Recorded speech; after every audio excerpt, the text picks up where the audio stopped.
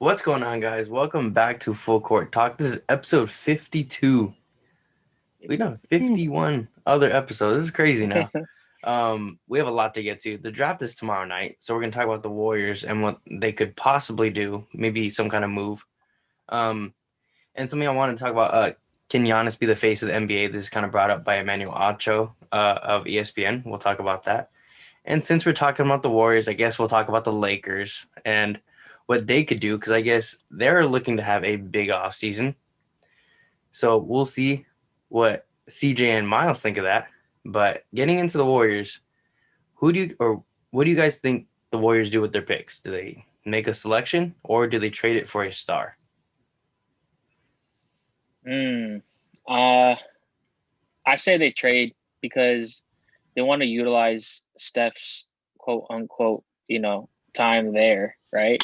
So the fact that they don't want to waste the years that Steph has left, I think they're gonna make a splash, no pun intended, at getting somebody, right?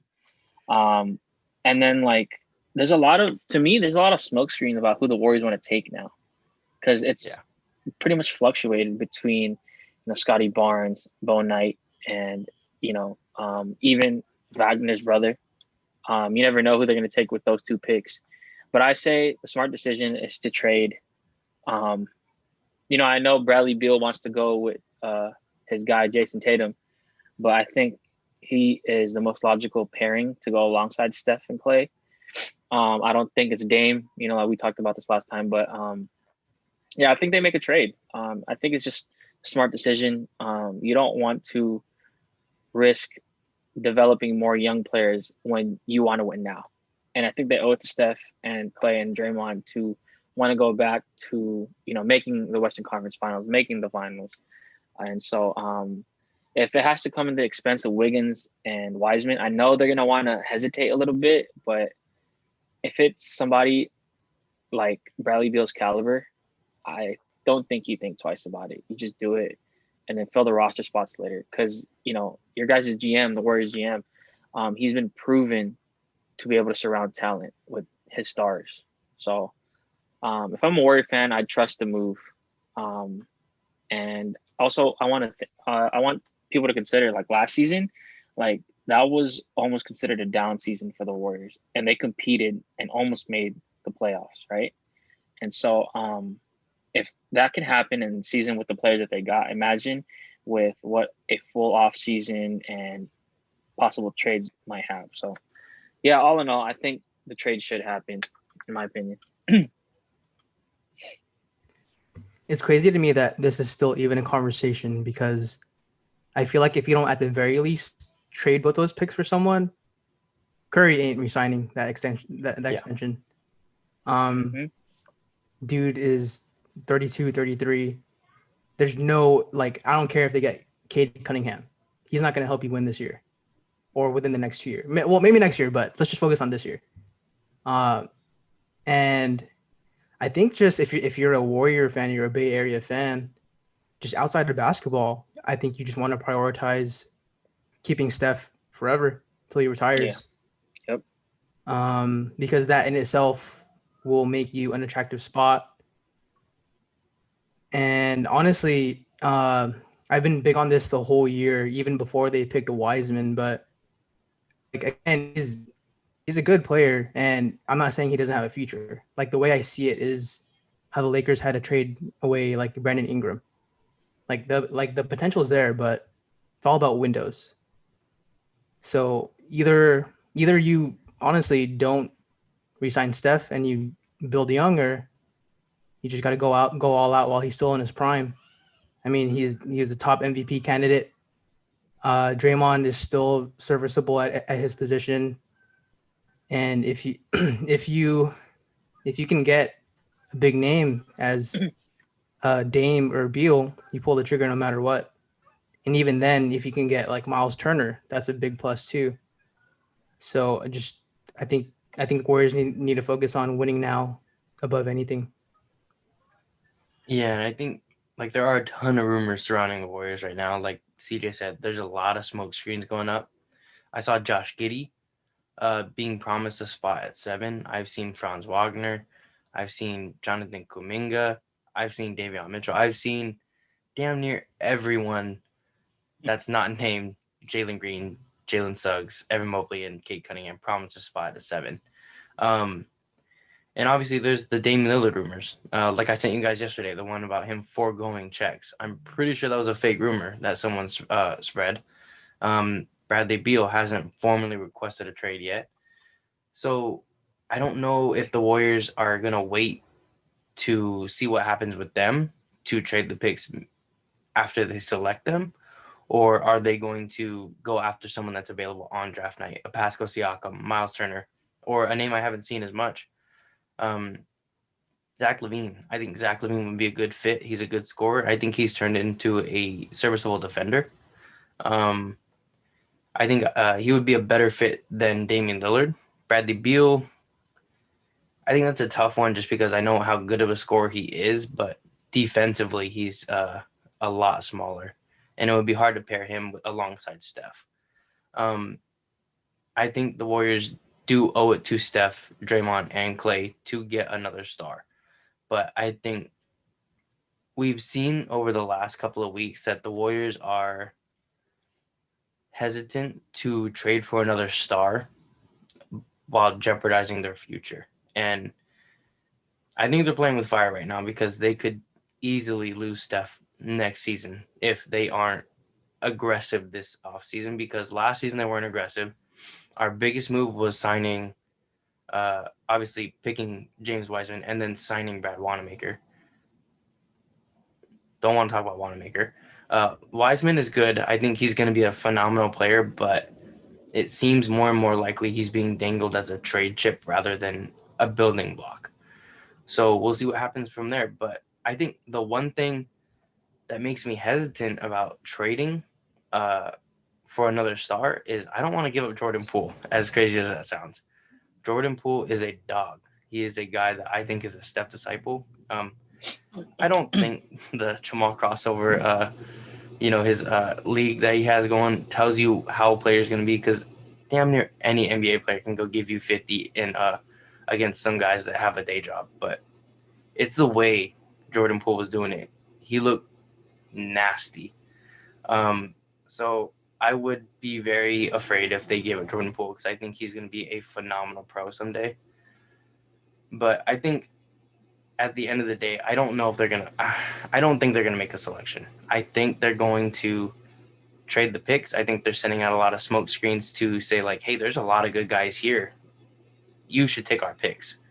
I did see that the Knicks offered 19 and 21 for the 14th pick. I don't like that idea because we don't need more draft picks. We want good players.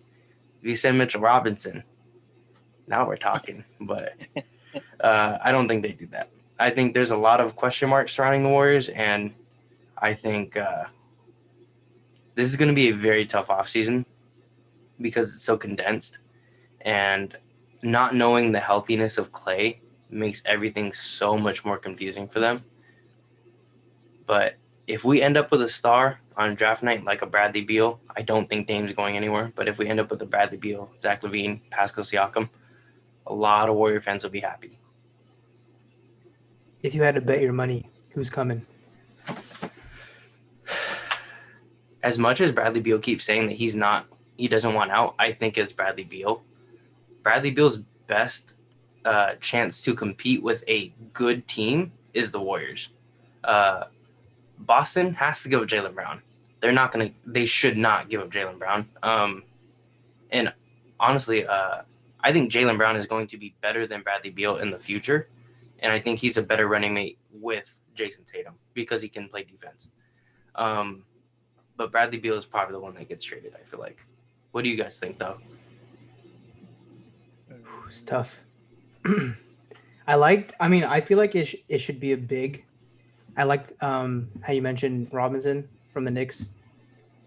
I don't have an answer, bro. I don't know. Because Myles Turner, I see that he's getting, they want they want a bunch of picks for him, and he's just not worth it. Yeah. I mean, a big would definitely help the Warriors. As you can see last season, Kevon Looney sort of revitalized his career towards the end of the season. Yeah. But at the same time, you guys need a big. Hopefully bring Marquise Chris back. I'm down for it. But yeah, big would make sense. Myles Turner, the price tag for him is just what they're asking for is just ridiculous. I wouldn't do it. But yeah, Bradley Beal or Zach Levine make the most sense out of Dame because one, I think Dame stays. It's just they're looking at people that can complement these guys, not take the rock away from them, right? Yeah. And so like a lot of the players, they're ball dominant. And that Steph and Clay can play off of the ball. They don't really need it as much to dominate. But if they do have it, then they can dominate. So that's what makes them great. But a big or somebody like Levine or Beal is most likely. But out of all those guys, if I had to bet my money on one, I would pick Bradley Beal. I think he's done his due diligence over in Washington, same way that John Wall did. So it's going to be a domino effect. If he gets traded to the Warriors or anywhere else, then Russell Westbrook is out too, right? It just makes sense. But Bradley Beal to the Warriors makes the most sense out of all the trade rumors. So I want to mention real quick. Sorry. Yeah. I don't hate Russ on the Warriors either. To be honest, I think that's great. You put the ball in his hands. Obviously, CJ said Steph can play off ball as well as he can play on ball. I mean, I don't hate that just because he's a big guard. Yeah. He can push the tempo. Like imagine Russ sprinting full court with the ball, and you got Steph spotting up in one corner and Clay in the other. Like, what the hell do you do? Yeah, that's just me. I would hate that so much. Yeah, I think that's actually a good fit too. Russ definitely plays like I don't want to say a center, but he definitely plays like a center for a point guard. He rebounds the ball really well. He passes the ball really well. He's still athletic for his age. I think it's just his IQ is so questionable at times. Yeah, he's got Clay and Steph in the corners, but what's stopping him from just taking it to the rim? But I think if there was anyone who could deal with the egos, I think Steve Kerr could, because I think that's why they had him in the first place. Didn't do a great job with KD, but to get Steph, Clay, and Dre on the same page every single season, it's been impressive. Russ is not someone I thought of, but if we strike out on everyone else, Russ is definitely someone that we could build on. So that would actually be very interesting. I didn't think about that either. I would hate it because I love Russ. All right. I would not want to see him in a Warriors jersey. Shirt, Come on, man. We'll get into Russell Westbrook later anyway, so we'll talk more about him. But going on, so can Giannis be the face of the NBA? This has been a question for whatever reason. Emmanuel Acho on Speak for Yourself went on Speak for Yourself and said how Giannis could not be the face of the NBA. His reason was because he isn't relatable.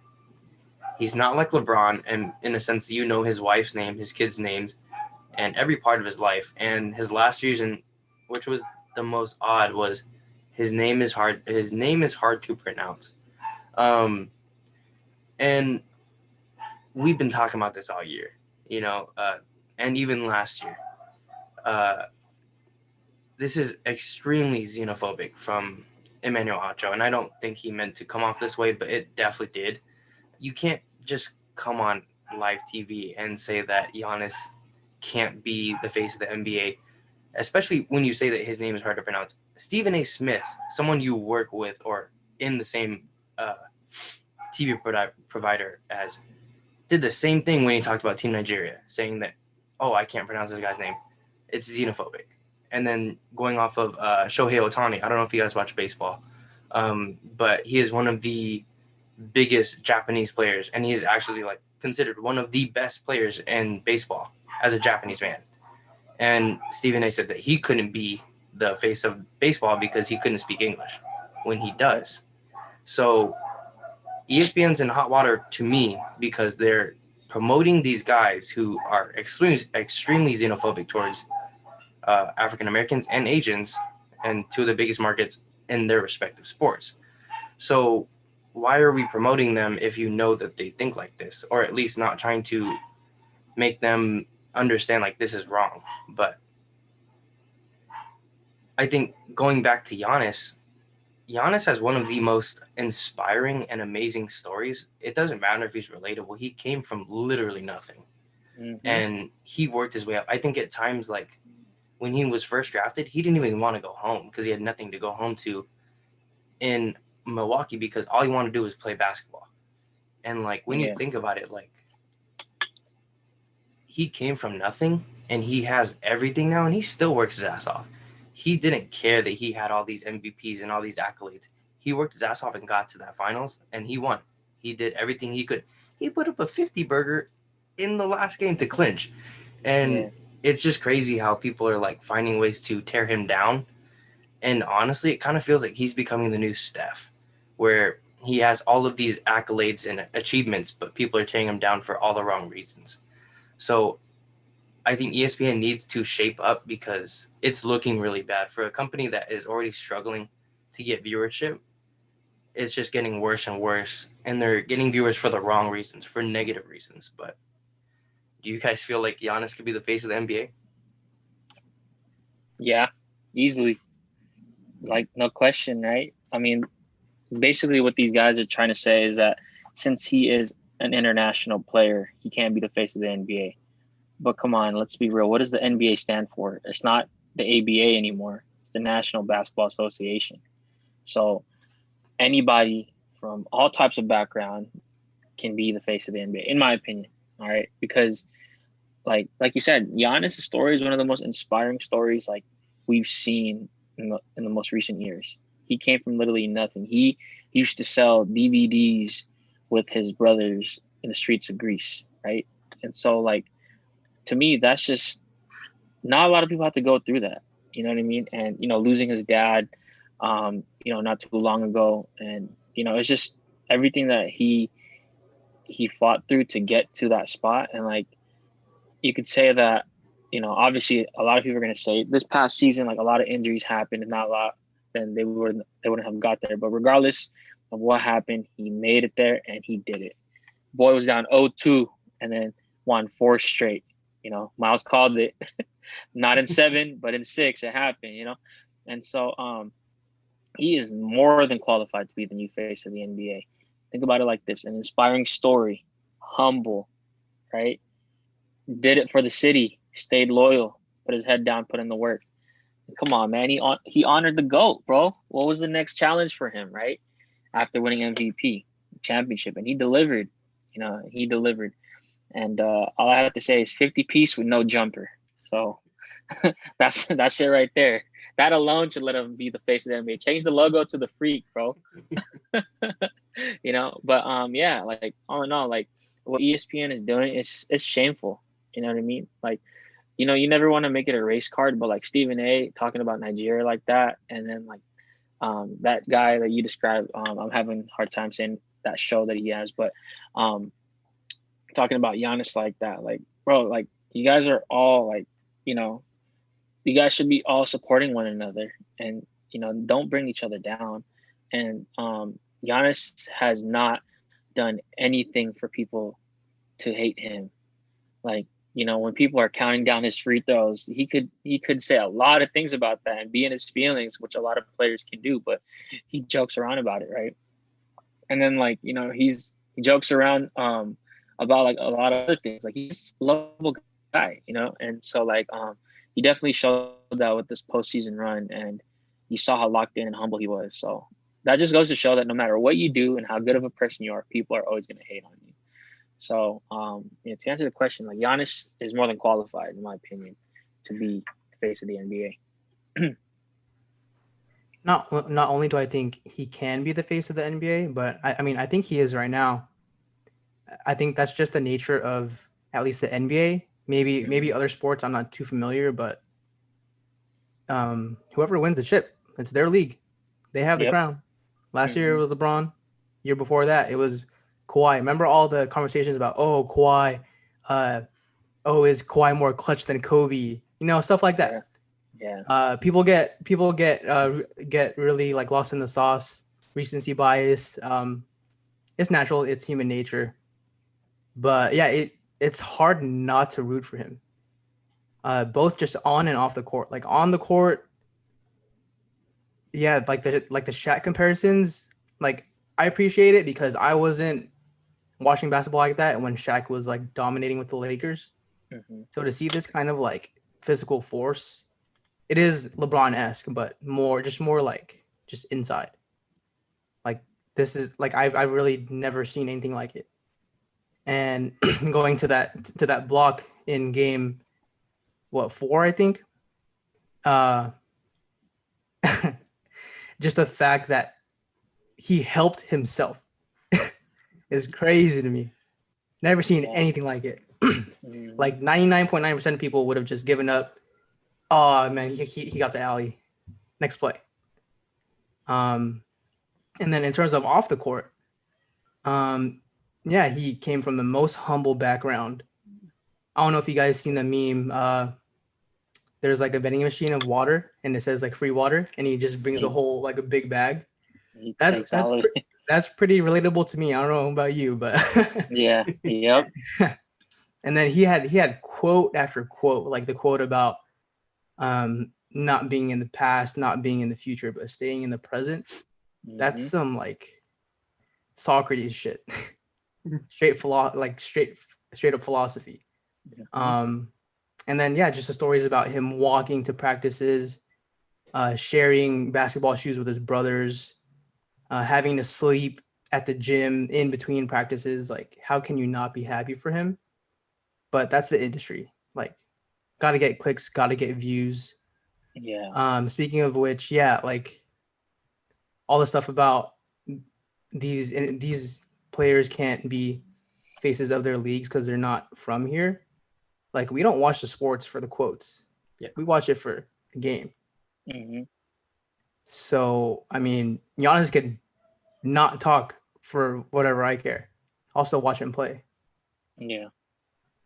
So I just, yeah, it's very discouraging that that kind of narrative is coming up more and more, especially now in the times we're in. But I think just finding joy in basketball is always like number one for me.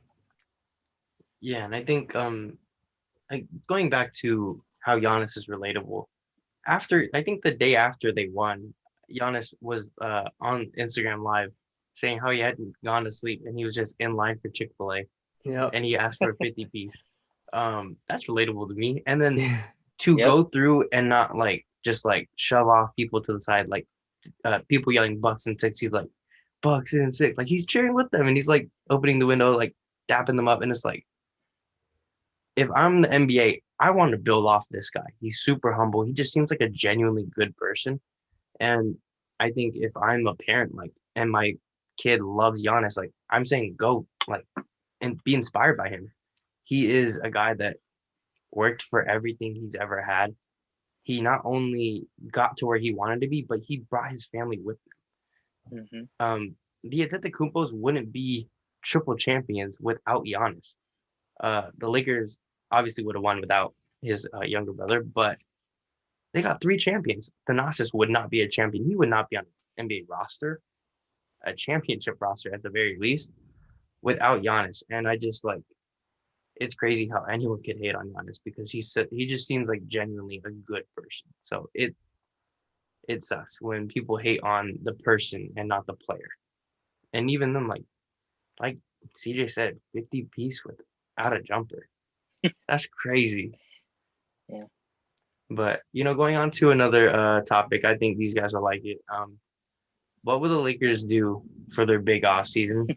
They have been connected to damn near every single superstar at this point. And they're offering their 2 biggest guys, Kuz and KCP, to every single team. Along with that 22nd pick, I saw someone tweet the Lakers are trying to move down or up in the draft. So there's that for you guys. You guys can either get a higher pick or a lower pick. I don't know what it means, but we'll see. And obviously, the Lakers had a huge offseason last season. I quoted it as one of the best off seasons from a returning champion. And I still think that. I think injuries got in the way, and I think a short turnaround plus integrating Andre Drummond, who I'm sure you guys don't like anymore. But now you're looking at Dennis Schroeder, has an off year. Who? No, I'm just kidding. I don't blame you. He's looking to command over 150 million. For what? I don't know. Montrezl Harrell looks like he is on the fence. I think he said he's 50-50 about accepting his player option. He knows if he gets his player option, he's going right to Sacramento. It seems like that deal is done if Montrez accepts his player option. The deal is Kuz and Montrez for Buddy Hield, I believe. So that's a great deal for you guys. But there are a lot of questions surrounding the Lakers because they're in a tough position. You have the 22nd pick. Do you keep it or do you try? I've seen them trying to move up to as early as 14 from the Warriors, or moving back for the 30th pick in the Utah Jazz. Kuz in 22nd for Joe Ingles and the 30th. That's a good deal. Joe Ingles is a good vet. You get rid of Kuz. Kuz goes back to Utah. That's good for him. The 30th pick, you can still get something good. I think this is a good, solid, deep draft. So there's that. I wanted to address the big players first. CP3 in the last couple of days has said he's pretty much going back to the Suns. And I think that's because the Lakers are not going to be able to offer him $40 million a year that he wants, which is completely understandable. Going on to Russell Westbrook, if Bradley Beal is not traded or doesn't request a trade, Russell Westbrook isn't going anywhere. So it's going to be interesting to see what happens to him. I think he would be a decent person to match up with LeBron and AD, but I don't think he's the best at that spot. And then going to Kyle Lowry, seeing that he wants $30 million at the age of 35, I believe, that's insane. I don't think that's worth it at all. So I don't know. But if you get Kyle Lowry, it seems like you get Demar. So is that worth it? Do you want an aging star in Kyle Lowry and DeMar DeRozan, who's a very good player, but has no jump shot? Is that worth it to pair with AD and LeBron? There's that question. But I think your guys' best bet is trading Kuzma for Buddy Hield, because Buddy Hield's a proven shooter, good scorer, has turned into a good playmaker and a decent defender. But could you add in KCP along with the deal and Montrezl Harrell for to also get Harrison Barnes as well? He would be. It would kind of be ironic with him and LeBron, right? But I think that would be a good deal for you guys. You guys get a good wing defender, good score off the bench, no pressure for him. But I think one of the biggest things you guys need to do, re-sign Alex Caruso. He's going to be a huge priority for you guys because he is a guy who can either come off the bench and still fuck things up, or he can start as well because he's a good shooter, good scorer, good defender. He's just that guy you need on your team. He's a dog. But what do you guys think the Lakers should do? Go ahead, Myles. I have so much to say. Yeah, this is so tough because I've been listening to so many podcasts for the past couple weeks. And their sideline reporter, his name is Mike Trudell, brought up a good point that they started the season 21-6 when they were all healthy. And they were a top 2 seed, literally 25 to 27 games in. And then AD got hurt, and then everything just hit the fan from there. Gasol went into protocol. Schroeder went into protocol the first time. Like we couldn't get everyone healthy at the same time to really see what we're made of. With that said, that doesn't change my mind about Montrezl Harrell, because we've seen for the past 2 postseasons now that you can't play him in the playoffs. However, it has opened my mind more to Schroeder because he's had some really good moments. And he really, his struggles were very obvious after his second COVID protocol absence. So I wouldn't want him back at the price he's asking for still, but I'm not as eager to ship him off as I was before. And then you brought up Kyle Lowry and DeMar DeRozan. That would be great. I still wish we traded for Kyle Lowry at the deadline just because if we had re-signed him, then his contract doesn't hit the cap as hard as it would now. And to be honest, I don't even know if we can keep THT because there's a lot of bad teams who are going to want to take a shot at him. And if they do the whole poison pill contract, he's not worth retaining at that point. There's just so many options. I don't want Russ. Thank God we can't offer Chris Paul $40 million. If we can get Lowry for his price and get DeMar at a mid-level, hell yeah, because I think the game's changing a little bit. Part of it is because the Warriors have been hurt and just not as relevant, but bigs are more prominent. The mid-range is way more prominent. Like, how many times have we seen, honestly, even with the Warriors, how many times have plays broken down and KD just pulled up for a mid-range? Like, you need at least one player who can do that on your team. You had Booker in the finals. You had Middleton in the finals. Chris Paul. So DeMar DeRozan, like, he can do that. He can drive. He can create for others. So I would love that. I'm just glad I'm not Rob Pelinka because tough ass job. You really got to make. God, what's the Bible thing? It's like bread into fish or something. I forget. Yeah. But yeah, like, oh man, Buddy Hield I like too. yes, definitely. A little overpaid, but I mean, hey, shooting. I don't have much of an answer. We can't run it. If we didn't run it back with the championship team, I don't want to run it back with this previous team. Yeah. Agreed.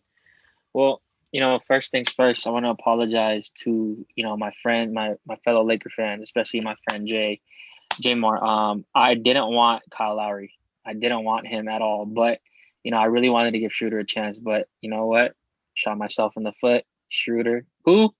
No, I'm just kidding. But, like the protocols really did it to him, man. It really hurt him from, that 6 man of the year caliber player. He showed flashes, obviously, but after getting into those first two protocols, it's just he couldn't perform, and we saw that in the postseason against the Suns, and it was just bad. But yeah, like Myles said, we were fine, and then AD got injured, and everything hit the fence. So I really wish that we could have seen this team in a healthy standpoint. And I know the whole year everybody was dealing with it, so nobody's gonna be sad for us, and I understand that, but. Like in a perfect world, like we do need to re-sign Alex Caruso. I don't think we get Russ because to me, the type of player that he is would not complement AD and LeBron. I just think that there are better guards that we can get as opposed to him. I love Russ. Don't get me wrong. I love him so much, but it's just with the team that we have, he just wouldn't fit. And obviously it'd be considered a big three still if he came in because of the caliber that Russ is. But ideally, the most realistic and best fit for me is Kyle Lowry. So if you need that veteran point guard, that playmaker that the rumors are spilling, it's him. And you know what? Him and DeMar are very close, which is why the rumors include DeMar, right? And, DeMar's a mid-range god. He's one of those old school players that still get it done from the mid-range. And like Myles said, CP3, Chris Middleton, D Book, they were bringing it back this postseason, right?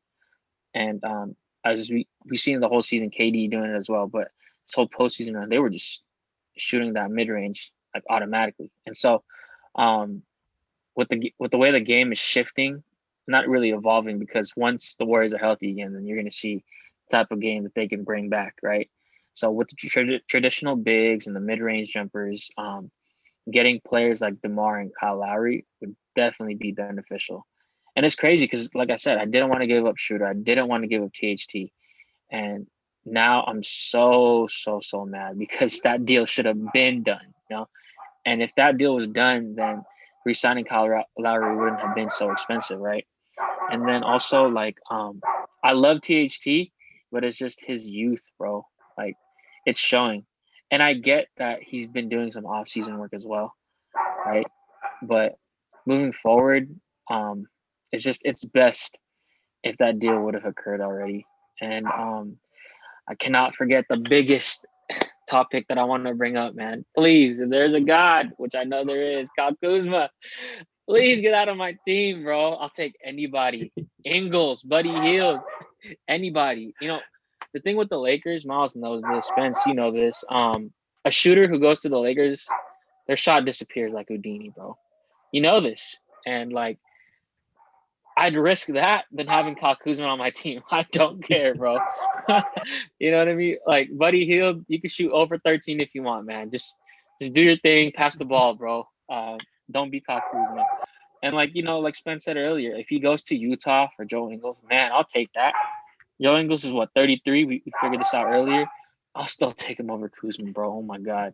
And so, like, you know, it's a win-win. We don't have Kuzma. He goes back to Utah. And then we can keep it rolling, you know what I mean? And so, like, sorry, bro, but I don't want HB. I don't want HB. I don't think him. Hey, man, I don't think him and Braun would do so well together, bro. Hey, No, Brown might think him. He threw. That's interesting though. Yeah, you know Seriously. What? Just because, right? But hey, you know what? Those two, no type of jumpers, bro. So they'd be building a brick house over at Staples, all right? But you know, like, if it comes down to it, and we do keep, you know, our draft pick, like I was telling you guys earlier, I do want Josh Christopher. I hope he's there at the 22nd. I really like his game, and I know he worked out for the Lakers, so hopefully he's impressed them in some sort of way. But I also understand that we need to get back into to being relevant, and I think this whole offseason will definitely help us. I'm just really sad, like what you guys talked about with Montrez, because I love Trez on their team. I love having him so much. But like you guys brought up, this past 2 seasons in the playoffs, it has shown that you cannot play the guy.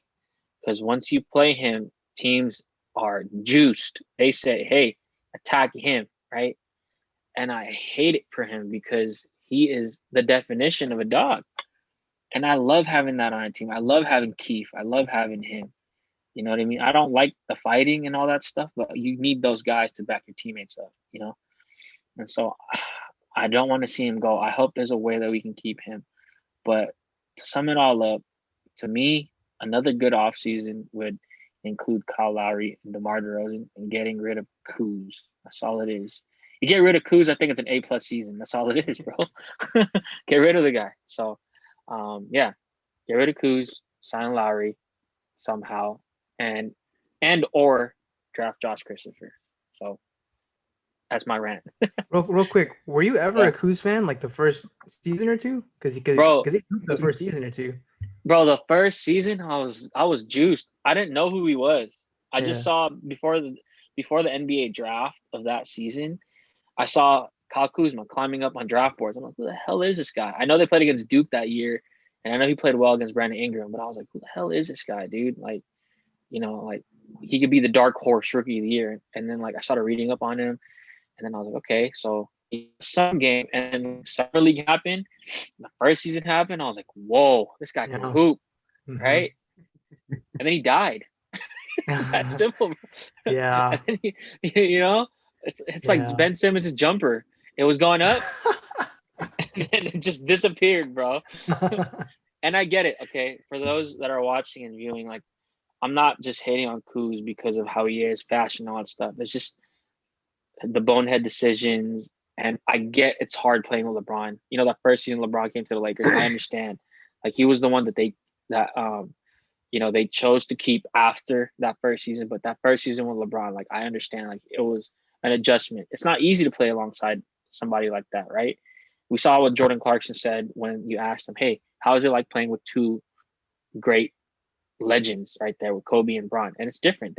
He shared that. And I understand, like, Kuz has never really been able to find it, unfortunately. And with AD coming, it doesn't help his case, right? And so, unfortunately, it just hasn't panned out. And this is a guy that was compared to Jason Tatum, and we saw it in the reports, right? He thinks he's Tatum.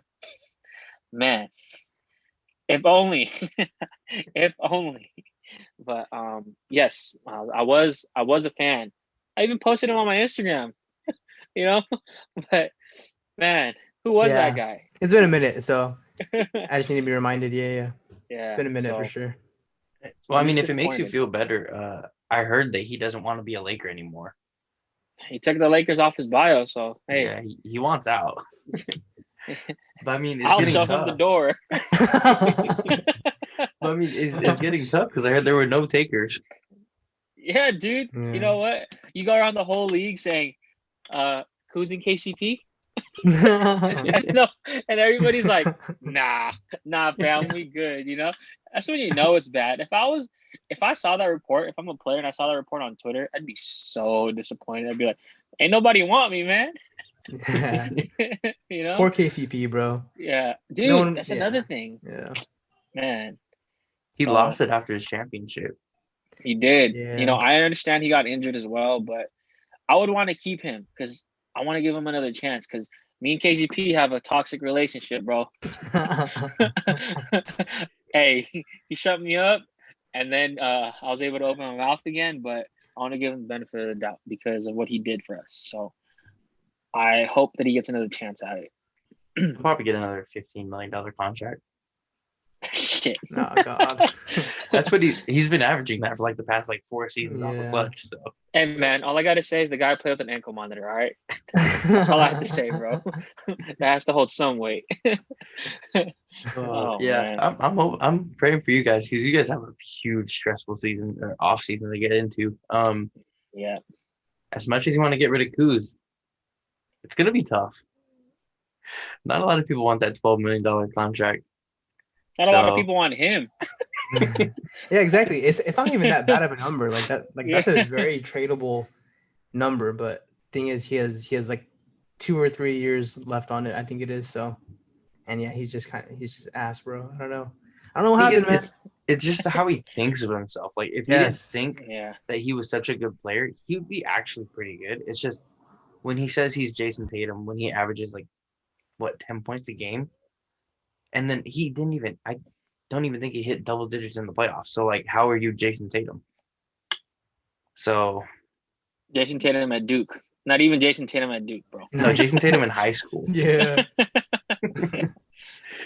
Yeah, it's going to be tough. But we'll see. But that's going to do it for our 52nd podcast. Thank you guys for coming back. Thank you guys for tuning in, whoever's watching. Of course. Thank you as always. But check out our links down in the description. Please like, comment, and subscribe. But that's going to do it for us. So see you guys in the next one. Peace.